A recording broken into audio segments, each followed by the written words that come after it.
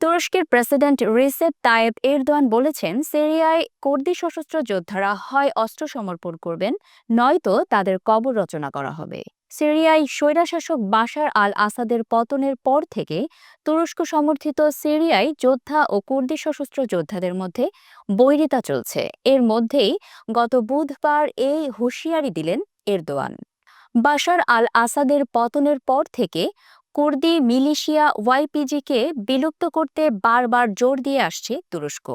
ভবিষ্যতে সিরিয়ার মাটিতে তাদের কোনো জায়গা হবে না বলেও দাবি করেছে দেশটির সরকার।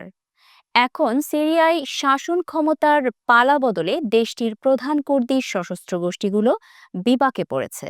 প্রেসিডেন্ট এরদোয়ান পার্লামেন্টে তার ক্ষমতাসীন দল একে পার্টির আইন প্রণেতাদের বলেন, বিচ্ছিন্নতাবাদী খুনিরা হয় তাদের অস্ত্রকে বিদায় জানাবেন, নয়তো সিরিয়ার মাটিতে অস্ত্রসহ তাদের কবর দেওয়া হবে।